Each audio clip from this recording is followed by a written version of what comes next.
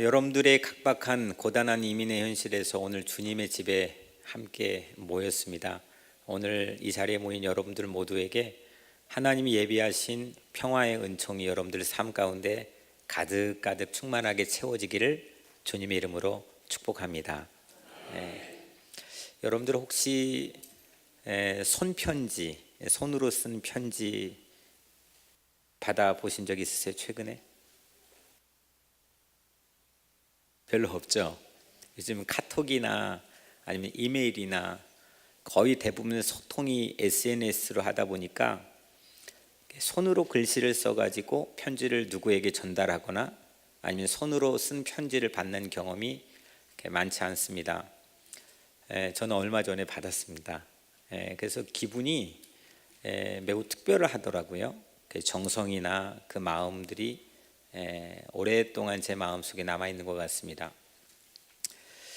성경 안에서 우리는 바울이 쓴 편지를 서신서라고 부르죠. 편지를 써서 지금처럼 너무 멀면 비행기 타고 가고 조금 멀면 차 타고 이동해서 사람을 만나고 장소를 방문할 수 있는 정말 첨단 과학 문명의 혜택을 받아가지고 이 사회 자체가 매우 빠르게 바뀌어가는 시대에서는 상상하기도 힘들었던, 직접 갈 수가 없으니까 편지를 쓰는 겁니다. 방문할 수 없으니까 편지를 쓰는 거죠. 하나님은 편지를 우리에게 전달하시는데 사람으로 편지를 쓰십니다. 사람으로. 그게 성경입니다. 하나님이 이게 우리에게 주신 편지라고 말씀하셨잖아요. 근데 이 편지가 물론 글로 히브리어 헬라어로 기록돼서 우리 손에 전달돼 있지만 죄다 전부 다 사람을 통해서 하나님은 말씀을 하셨습니다. 그래서 오늘 우리에게 방문한 우리 컬트 목사님 또 이혜영 선교사님은 하나님이 손으로 쓴 편지인 줄로 믿습니다.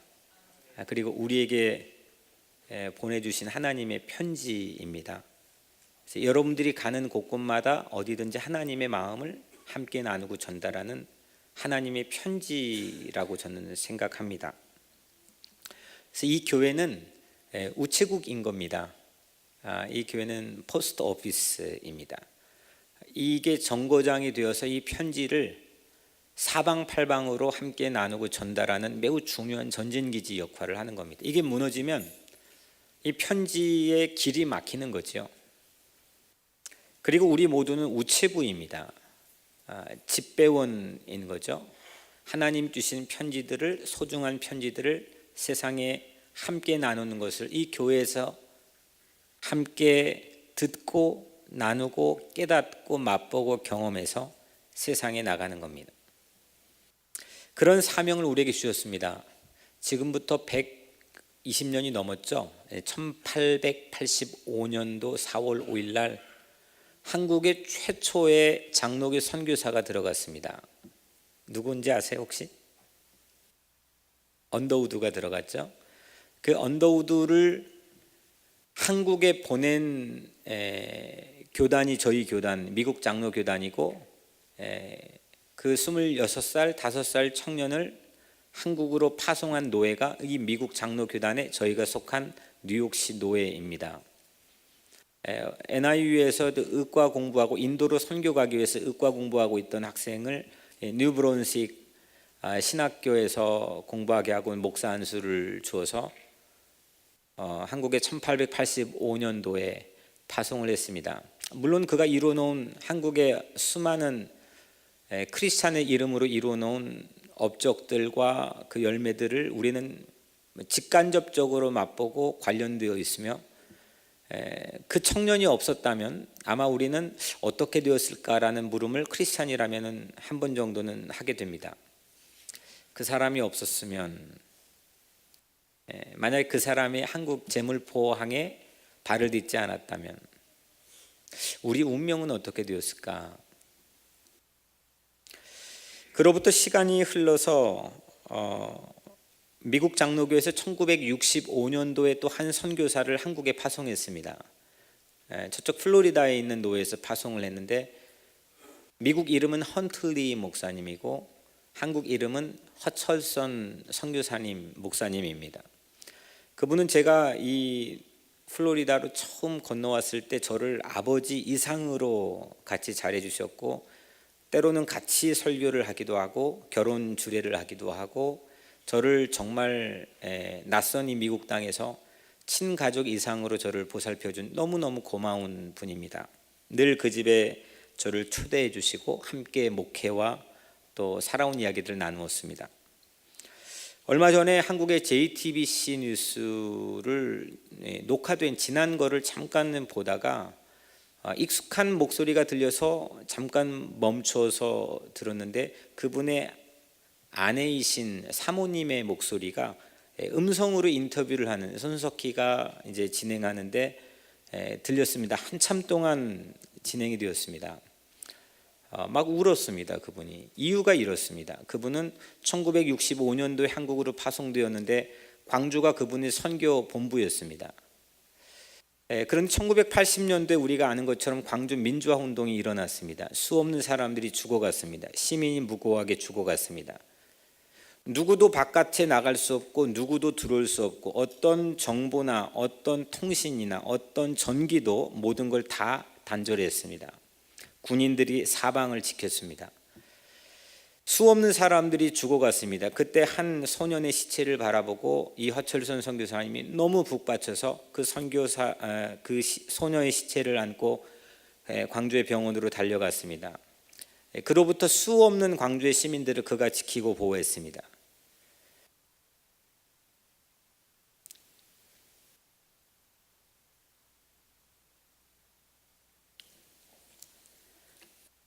그리고 그때 찍은 사진들을 자기 집 지하에 가서 몰래 인화하고, 들키면 큰일 나기 때문에 그 인화된 사진을 요즘 택시 운전에서 나오지만 제가 주관적으로 평가하기에, 그리고 뭐 한국 정치계에서도 평가하기엔 이 허철선 선교사님이 세계에 가장 처음 용기 있게 자기 목숨을 걸고 알렸던 장본인입니다. 그분이 작년에 소천을 했습니다. 그래서 한국의 이제 뉴스룸에서 그 사모님 연결해 가지고 이야기를 하는데, 그 광주를 향한 마음, 광주 시민들 그리고 대한민국의 국민들을 향한 마음을 제가 전해 들었으면 막 울고 얘기하는 겁니다. IT에 국민들이 있습니다. 근데 IT 자국민들이 IT를 사랑하는 것보다 IT에 가 있는 선교사가 훨씬 더 저는 그 IT를 사랑한다고 생각합니다. 한국에 대한민국 국민이 있습니다. 하지만 대한민국 국민보다 훨씬 더 많은 애정과 사랑과 관심이 없으면 거기에 선교로 하러 가지 않습니다. 언더우드라고 하는 25살 청년이나 아니면은 1965년도에 파송되어서 자기의 거의 평생을 한국을 위해서 자기의 모든 삶을 바친 그 허철선 선교사님의 가정이나, 오늘 우리 이혜영 선교사님 이제 4년이 되었지만 한국에 자기의 청춘과 삶을 바치겠다, 자기의 자녀와 더불어 모든 것을 거기에 쏟겠다라는 마음으로 파송되어 간 이분들이 없다면, 사실 한국이라고 하는 나라가 여러 가지 요인으로 움직이고 발전했다고 평가하지만 저는 1차적으로 우리가 고마워하고 그리고 감사해야 될 귀한 분들이라고 생각을 합니다. 내 자신도 마찬가지입니다. 나를 내가 가장 사랑하는 것 같지만 내가 사랑해서 나를 위해서 결정한 선택이 꼭 올바른 것은 아닌 건 우리가 너무 잘 압니다. 잘못된 선택을 나를 위해서 할 때가 너무 많습니다. 우리는 우둔합니다. 정확하지 않습니다. 나를 사랑하는 자기의 자체가 비뚤어져 있을 때도 많이 있습니다. 하지만 좀 전에 말한 것처럼 한국보다 한국 사람보다 한국을 더 많이 사랑하는 사람, IT 자국민보다 IT를 더 많이 사랑하는 사람, 나보다 나 자신을 더 많이 사랑하는 사람, 그 사람을 만나는 게 우리는 인생엔 매우 큰 럭키라고 생각합니다. 나보다 나를 더 많이 사랑하는 사람, 부모님도 있겠고 애인도 있겠고 여러 가지 사람들이 있겠지만 모두 다 불완전합니다. 나보다 나를 더 잘 알고 나보다 나를 더 사랑하는 사람, 그분은 곧 예수 그리스도 한 분뿐이라는 걸 여러분들 꼭 받아들이시기를 주의 이름으로 축원합니다. 그거 깨닫는 게 참 인생에서는 어렵습니다. 그리고 만만치 않습니다. 많은 도전들이 옵니다. 저는 오늘 우리 컬트 목사님께서 말씀해 주신 것 중에 어린 시절에 뭐라고 불려졌다고요? 빨간 머리엔 빨간 머리엔 여잔데 그래도 스트레인저라고 불려졌다고 그랬잖아요. 스트레인저. 근데 텍사스의 그 유스 시절 때 메리 목사님, 그리고 영국에서 거기 자원봉사 활동 갔을 때 존 목사님, 그 헬렌, 그 목사님들이 다름은, 특이한 것은 오히려 네가 빛날 수 있는 컨디션이라고 하는 걸 말해줬다고.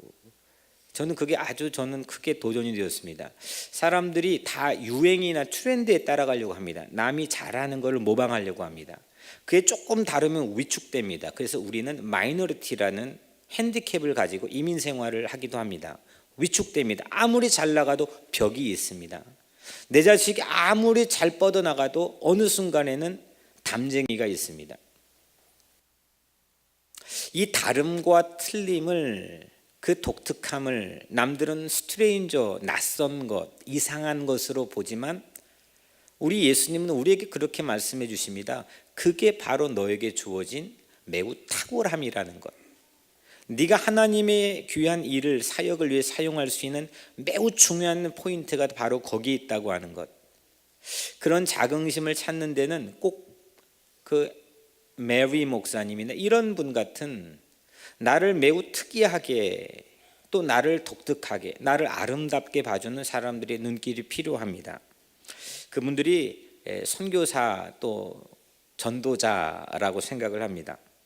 스트레인지였던 유수 시절의 한 소년을 지금은 스트레인지한 그 나라의 파송의 선교사로 사용받는 게 이거 너무 아이러니한 현실 아닙니까?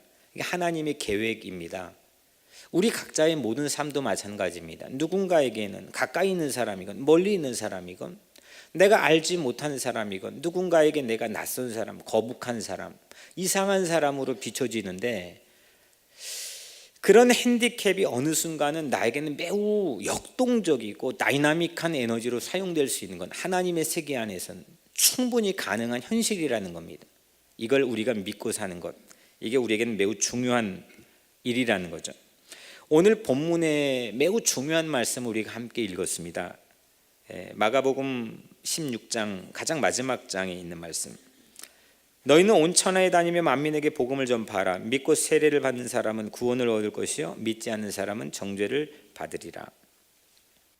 한 구절 말씀은 제가 여러분들에게 더 읽어드리겠습니다. 마태복음 28장, 이것도 가장 마태복음의 마지막 장에 있는 말씀, 19절에서 20절 말씀입니다. 너희는 가서 모든 민족을 제자로 삼아 아버지와 아들과 성령의 이름으로 세례를 베풀고 내가 너에게 분부하는 모든 것을 가르쳐 지키게 하라. 볼지어다 내가 세상 끝날까지 항상 너희와 함께 있으리라. 아멘. 또 한 구절만 제가 마지막으로 말씀드리겠습니다. 사도행전 1장 8절입니다. 오직 성령이 너희에게 임하시면 너희가 권능을 받고 예루살렘과 유대와 사마리아와 땅 끝까지 이르러 너희 내 증인이 되리라. 아멘. 이 세 가지 말씀의 공통점이 뭘까요? 언뜻 생각하기에 두 가지는 맨 끝에 쓰여졌습니다. 근데 하나는 맨 책의 앞에 쓰여졌죠. 근데 이거를 공통점으로 조금 모아보면은 이 마태복음의 맨 마지막에 쓰여진 말씀, 마가복음의 맨 마지막에 쓰여진 말씀, 사도행전의 1장에 있는 것도 어찌 보면 가장 마지막에 쓰여진 말씀입니다. 왜냐하면 이거는 의사였던 누가가 기록하는 말씀인데, 누가복음을 기록한 다음에 똑같은 동일 인물인 누가가 사도행전을 기록했습니다. 그래서 누가복음의 가장 마지막에 써도 무방한 말씀인데, 사도행전 1장이 기록한 말씀이 오직 성령이 너에게 임하시면, 다시 말하면 이 세 가지 말씀의 공통점은 예수님이 이 땅에서 삶을 사시다가 십자가에 못 박혀 죽었다. 이 사실은 다 아시죠? 김민규 집사님, 이 사실을 아시죠? 네, 죽었어요. 근데 예수님이 어떻게 됐어요? 네? 예수님이 다시 살아났대요. 부활했다니까. 죽었던 사람이 살아났다고요. 무덤에 넣어서 장사를 지냈어요. 장례를 치루었는데 다시 무덤을 박차고 나와 살아났어요. 500명의 증인들에게 보여줬습니다. 40일 동안 여기에 삶을 사시다가 그 다음에 어떻게 하셨어요? 하늘로 승천으로 올라가셨어요. 그 하늘로 올라가기 바로 직전에 예수님이 이 땅에선 육신의 몸을 입고 마지막 삶을 사셨던 그 순간에 하신 말씀이 이 세 가지 말씀의 공통점입니다. 마태복음 28장, 마가복음 오늘 읽은 16장, 그리고 사도행전 1장 8절 말씀, 전부 다 승천 직전에 마지막 하신 말씀입니다. 그러면 마지막 한 말씀이 중요할까요? 안 중요할까요? 엄청 중요하겠죠. 그래서 이 마태복음 28장 말씀은 Great Commission, Great이라고 하는 말씀, 대사명이라고 중요하다는 겁니다. 이건 아주 대단 중요하다는 겁니다. 정말 상상할 수 없을 정도로 중요하다는 겁니다. 예수님이 수없는 말씀을 많이 했는데 가장 중요하다고도 과언이 아닐 정도로 중요하다는 겁니다. 이게 오늘 이 세 말씀, 소개해드린 세 말씀의 공통점입니다. 또 한 가지 더 붙여서 공통점은, 이건 마태가 그 장면을 봤겠죠. 이거 오늘 읽은 말씀은 그 마지막 장면을 마가가 본 겁니다. 또 사도행전 1장 8절은 누가가 그거를 본 겁니다. 근데 그 자기 각기 다른 버전으로 하나님 주신 영감을 가지고 기록한 말씀이 오늘 이 세 말씀인데, 이거의 대동소이한 공통점은 복음을 땅끝까지 만민에게, 세상 모든 민족에게 전하라는 겁니다. 이게 오늘 이 세 가지 말씀의 공통점입니다. 복음을, 이 예수의 소식을, 이 예수가 죽었다가, 우리를 위해서 죽었다가 다시 부활에 살아나셔서 하늘에 승천하신 이 놀라운 이 예수에 대한 소식, 뉴스를 여러분들이 앵커가 되어서 세상에 땅끝까지 모든 민족에게, 만민에게 전하라는 겁니다. 이게 오늘 이 세 가지 본문이 가지고 있는 공통점입니다. 그리고 나서 예수님은 세상에 육신은 흔적도 없이 사라졌습니다. 이게 남겨진 자들의 숙제입니다. 예수님이 책을 출판해가지고 기록을 남겨놓은 것도 아니고, 뭔가 이게 요즘 흔히 좀 부정적인 의미로 세습을 하기 위해서 결혼해가지고 아들을 낳아가지고 그 아들에게 그거를 전해놓은 것도 아니고, 예수님은 사라졌습니다. 하늘로 올라가셨습니다. 이 제자들에게는 머리 아픈 숙제가 됩니다. 이거를 계속해서 유지해 나갈 수 있는 힘 자체가 쉽지 않습니다. 기업이건 이데올로기건 국가건 어떤 사상이건 종교건 유포자가, 그리고 창립자가 세워놓은 이상과 비전을 그대로 유지시켜 나가는 건 매우 불가능합니다. 어려운 일입니다. 그런데 오늘 예수님께서 만민에게 복음을 전파하라, 땅끝까지 내 증인이 되라, 세상 모든 민족에게 가르쳐 지키게 하라, 이 말씀을 이 제자들은 잊지 않고 가슴에 품었습니다. 그리고 성령이 거기에 불을 붙여줬습니다. 그 예수가 부재 상태인데 전혀 조금치도 티가 나지 않게끔, 예수가 있는 것과 동일한 능력과 권세와 역사를 가지고 세상에 예수와 함께 살았습니다. 그분이 바로 성령 하나님이시죠. 그 제자들의 놀라운 사역, 그 말씀을 마음에, 그 한마디의 말씀을 마음에 품고 세상에 나가서 예수님과 동일하게 함께 동역하는 사역을 똑같이 했습니다. 그리고 놀라운 일들이 일어났습니다. 그게 바로 교회입니다.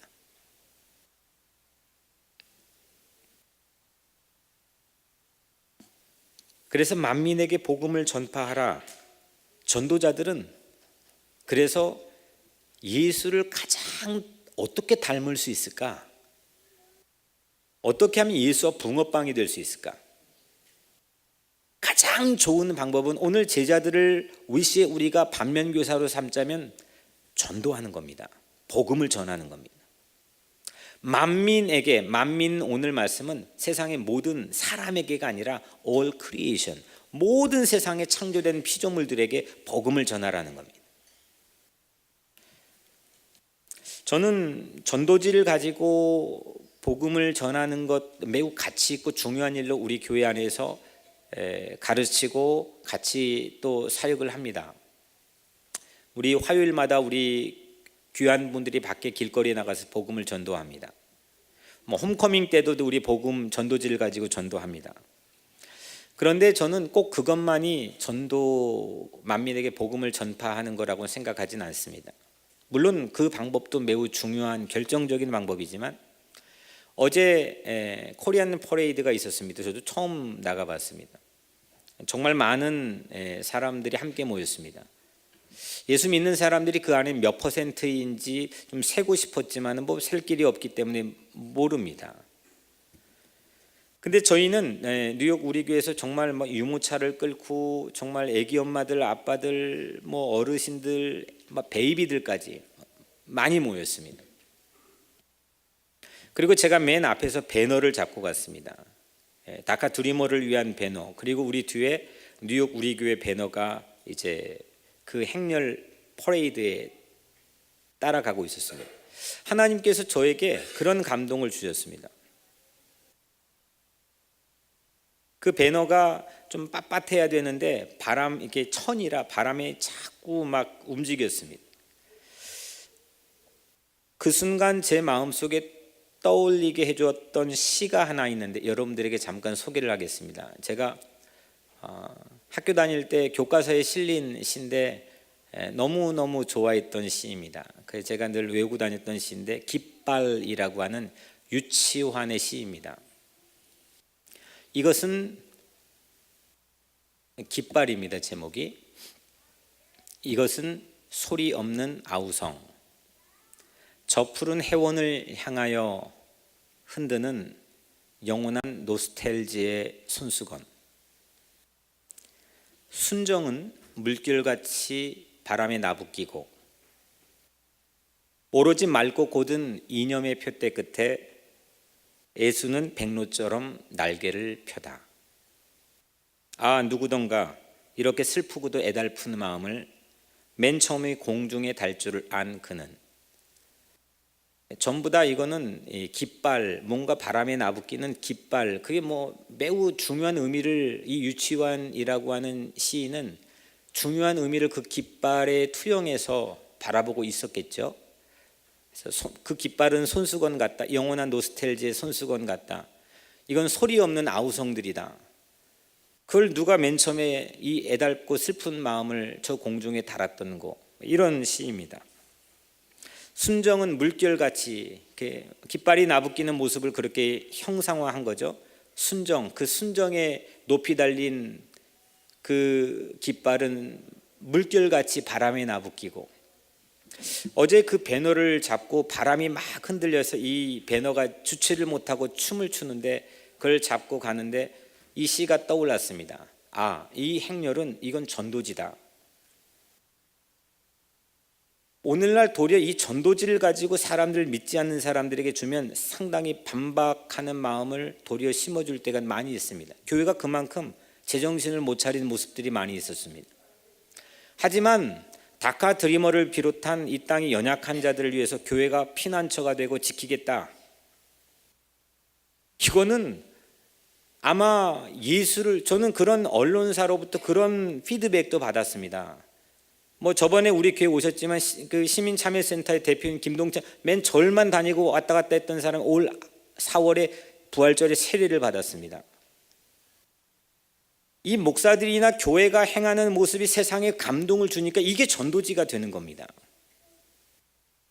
영원한 노스텔지의 손수건, 이건 소리 없는 아우성, 소리가 없는데 아우성이라는 겁니다. 교회는 그래야 됩니다. 소리만 많고 말만 많고 겉만 번지르르 하고, 하지만 아무런 아우성도 힘도 없는 맥 빠진 교회 모습이 아니라, 소리가 없지만 바람에 흩날리는 그냥 깃발에 불과하지만 그걸 드는 것만으로도 예수가 전해지고 예수의 그 자비와 놀라운 긍휼이 세상에 선포되는 것. 제자들이 2000년 전에 그걸 했습니다. 지금부터 130년 전에 언더우드가 한국에 가서 그걸 했습니다. 허철선 선교사님이 1980년 어목한 시절에 그걸 했습니다. 오늘날 세상에 나와 빛과 소금의 역할을, 사명을 감당하자 우리는 말을 많이 합니다. 하지만 가만히 우리를 들여다보면, 가만히 우리 교회를 들여다보면 저마다 우리 교회, 예수가 우리에게 그런 걸 가르쳐주지는 않았다 생각합니다. 예수는 자기를 초계와 같이 향유옥합처럼 깨버렸습니다. 우리를 위해 죄인이어서 아무 가치가 없는 우리의 삶에 그걸 몽땅 예수의 보혈과 몸을 부어주셨습니다. 그게 십자가입니다. 그걸로 우리는 구원을 받았습니다.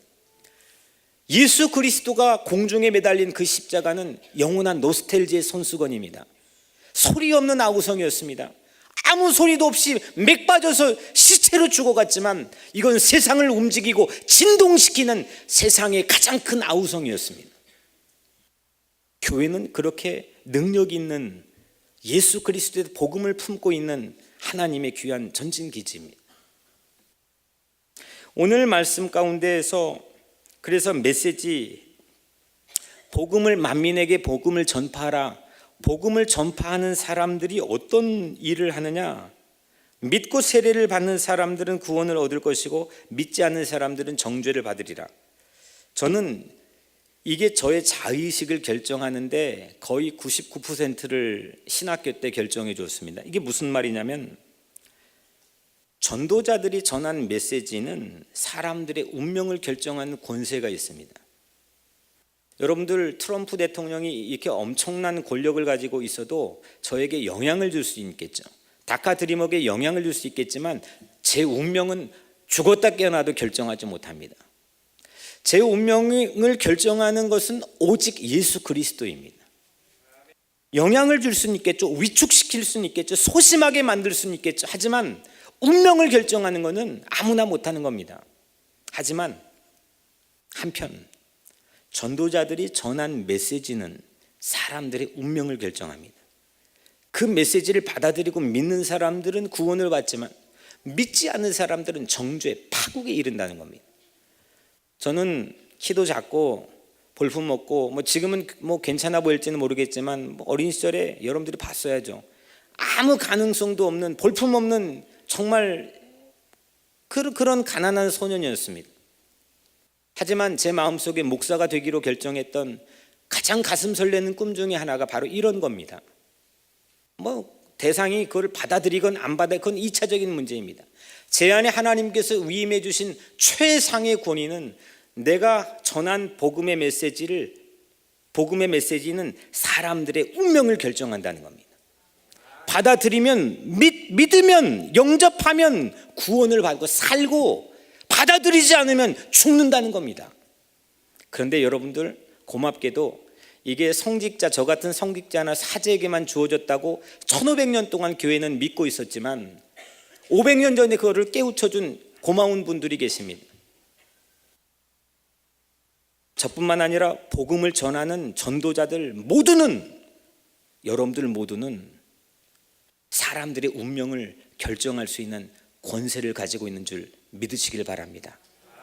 여러분들이 입을 열어 예수의 복음과 예수의 사랑을 전하면 사람들의 운명을 결정합니다. 사람들의 운명뿐만 아닙니다. 사회의 운명을 결정하고 국가의 운명을 결정하고 세상의 운명을 결정할 수가 있습니다. 이게 바로 하나님 나라 킹덤 드림입니다. 맨날 뭐 교회 크게 짓고 뭐 이것도 물론 소중한 거지만 우리는 그런 시시한 그룹들이 아닙니다. 2000년 전 제자들이 꿈꿨던 세상을 향한 하나님 나라의 킹덤 드림은 놀라운 것이었습니다. 오늘 믿는 자들에게는 이런 표적이 따르리니 곧 그들이 내 이름으로 귀신을 쫓아내며 새 방언을 말하며 뱀을 집어 올리며 무슨 독을 마실지라도 해를 받지 않냐며 병든 사람에게 손을 얹은 즉 나으리라. 아멘. 네. 예수 이름으로 믿는 자들은, 이걸 받아들이고 믿는 자들은, 그리고 이걸 전하는 전도자들에게 하나님이 주신 표징은 예수 이름으로 귀신을 쫓아낸다는 겁니다. 이 귀신이 뭘까? 세상에 이 고스트, 데몬, 이 영어로는 데몬으로 되어 있습니다. 보이지 않는 겁니다. 뭔가 움직이는 힘이 있습니다. 근데 그 영향력이 죄다 악한 겁니다. 라스베가스에서 엄청난 사람이 말도 되지 않는 일로 죽어갔습니다. 시리아에서 수없는 어린이들이 폭탄 투여로 죽어가고 있습니다. 세상 곳곳에서 이름도 없이 빛도 없이 수없는 사람들이 죽어가고 있습니다. 이건 귀신짓입니다. 그냥 막 거품 물고 이것만 귀신이 아닙니다. 구조적이고 아주 집단적인 군대적인 이 마귀는 세상을 휘감고 공중권세 잡은 자로 꽉 세상을, 지구를 움켜쥐고 있습니다. 그런데 예수를 받아들이고 믿는 자들에게는 어떤 권세가 있느냐? 이 귀신을 축기할 수 있는, 축출할 수 있는, 몰아낼 수 있는 그런 권세를 주신 줄로 믿습니다. 두 번째, 새 방언을 말하며, 방언, 우리 흔히 말하는 방언도 고린도서에 나옵니다. 하지만 훨씬 더 성령과 함께 나오는 방언에 대한 이야기는, 그리고 처음 방언을 얘기했던 건 사도행전 2장입니다. 명절이 오순절이라는 명절이 돼가지고, 추석 같은 명절이 돼가지고 교포들이 예루살렘에 다 모여들었습니다. 동서남북 다 모였습니다. 그런데 제자들이 말을 하고 기도를 하는데 자기가 살던 곳에 사용했던 언어로 말하는 겁니다. 한 언어가 아닙니다. 동서남북, 이 사람들은 갈릴리에서 온, 총구석에서 온 촌사람인데 못 알아듣는 게 방언이 아닙니다. 그건 은사의 방언이지, 성령의 방언은 이 사람들이 이해를 했습니다. 말도 되지 않는 건데, 이 사람이 할 수 없는 건데 이해를 시켰습니다. 소통하게 했습니다. 이게 성령의 방언입니다. 새 방언입니다. 화해하게 하고 막힌 담을 뚫게 만들고, 믿는 자들, 예수를 영접하는 자들에게는 이런 새 방언을 말하는 권세가 주어진다고 했습니다. 세 번째로 뱀을 집어 올립니다. 뱀. 이 뱀은 모세가 뱀을, 하나님이 지팡이를 던져서 뱀이 되게 했는데 그걸 꼬리를 잡으라 그랬죠. 잡았더니 모세의 지팡이가 되었습니다. 홍해를 가르고 광야에서 하나님의 임재를 나타내는 수없는 능력의 지팡이가 되었습니다. 이 뱀은 우리는 사단마귀의 권세로 생각합니다. 그래서 도망갑니다. 피합니다. 무서워합니다. 공포에 질립니다. 세상은 뱀 같은 그런 상황과 존재들이 너무 많습니다. 하지만 이 뱀을 집어 올린다는 건, 예수를 믿는 자들이 뱀을 집어 올린다는 것은, 모세의 지팡이처럼 그 뱀을 집어 올린다는 것은 악을 악으로 갚지 말고 그 악을 선으로 이긴다는 걸 믿으시길 바랍니다. 독은 무엇입니까? 독은 사람을 죽이는 겁니다. 우리 흔히 그런 말 합니다. 정말 죽을 것 같다, 미칠 것 같다, 나 죽는다. 우리를 죽을 것 같은 상황으로 코너로 몰아넣는 것들이 뭡니까? 엄청난 빚, 실직, 중독, 상사의 괴롭힘, 병, 또 오늘 같은 시국에는 반이민법, 다카 드리머들 죄다 죽게 만들고 있습니다. 그걸 경험하지 않으면 구경꾼처럼 쳐다보고 있지만 그들은 정말 죽을 것 같은, 독을 마시는 것 같은 그런 상황입니다. 그지만 하나님께서 우리에게 이런 약속을 주셨습니다. 독을 마실지라도 해를 받지 않을 것이며, 아멘. 어떤 성배를 마실지라도 예수는 죽지 않았습니다. 십자가는 예수에게 독이었습니다. 그거 마셔서 죽었습니다. 그건 치명적이었습니다. 하지만 죽지 않았습니다. 다시 일어났습니다. 다시 살아났습니다. 예수는 죽지 않고 다시 사신 것처럼 어떤 세상이 여러분들 독과 같은 상황에서 여러분들이 마실지라도 예수 믿으면 죽지 않는 것 믿으시길 바랍니다. 예수님 승천으로 이 땅의 부재를 무색해하는 제자들이 밖으로 나가 전파했습니다. 오늘 마지막 절들 19절 20절입니다. 밖에 나가 전파했습니다. 주님께서 함께 역사했습니다. 그 따르는 표적으로 말씀을 확실히 증언했습니다. 사랑하는 성도 여러분, 우리는 사람의 운명을 결정할 수 있는 권세와 위엄을 받은 예수의 제자들인 걸 믿으시길 바랍니다.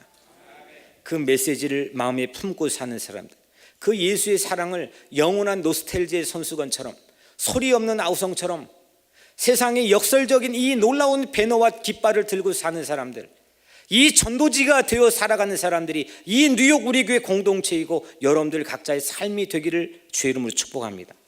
결코 시시한 존재가 아닙니다. 무슨 해로운 독을 마실지라도 해를 받지 않을 것이고, 뱀을 집어올리고 새 방언을 말하며 귀신을 축출할 수 있고, 병든 자에게 손을 얹은 적 나으리라 말씀하셨습니다. 오늘 이 놀라운 예수 복음, 예수의 능력, 예수의 사랑을 가지고 예수와 함께 동행하는 여러분들 각자의 삶이 되시기를 주님의 이름으로 간절히 축원합니다. 기도하겠습니다.